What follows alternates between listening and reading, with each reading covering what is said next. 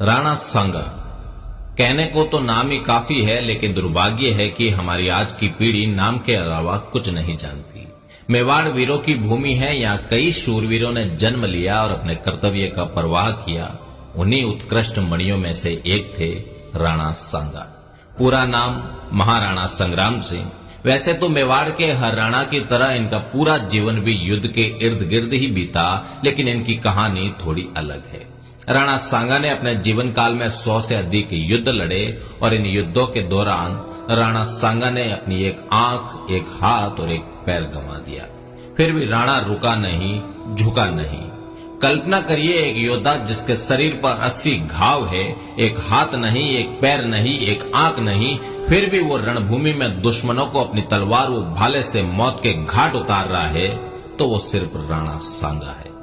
खानवा के युद्ध के दौरान जब सभी राजपूत शासक राणा सांगा के साथ खड़े थे, बाबर मैदान छोड़कर भागने वाला था, उस वक्त शीला द्वितीय, जो सांगा का रिश्ते में उनका सगा बेनोई था, 30,000 घुड़सवारों के साथ एकदम युद्ध के बीचों बीच बाबर से मिल गया। भारत के भाग्य का फैसला हो गया। आने वाले 300 साल तक समरकंद से आए तैमूर वंशी तुर्क, जो मुगल कहलाए, हिंदुस्तान के भाग्य विधाता हो गए। राणा सांगा फिर लड़ना चाहते थे, लेकिन घायल सांगा को जहर दे दिया गया। इतिहास के पन्ने कुर हकीकतें होती है। सुखद बॉलीवुड फिल्मों जैसा उसका अंत नहीं होता। सांगा हिंदुस्तान का बादशाह नहीं बन पाया।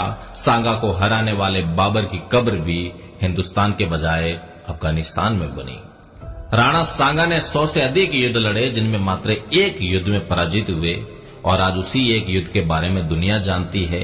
उसी युद्ध से राणा सांगा का इतिहास शुरू किया जाता है और उसी पर खत्म किया जाता है।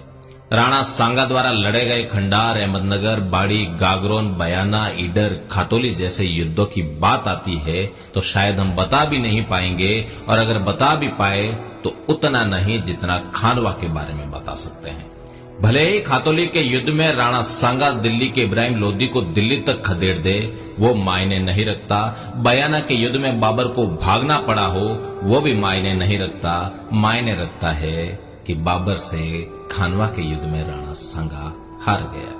लेकिन जिन्होंने ये तय कर लिया था कि भारतीयों को असली भारत से कभी रूबरू नहीं होने देना है, उन्होंने हमारे सच्चे इतिहास का गला घोंट दिया। जिन बच्चों के खिलौने भी शेर और भाले थे, जिनके जीवन का अंत ही रण था, उनको इतिहास के अंधेरे में दबाकर मार दिया गया। वो भी ऐसे गला घोंट कर मारा गया कि किसी को चीख तक सुनाई ना दे।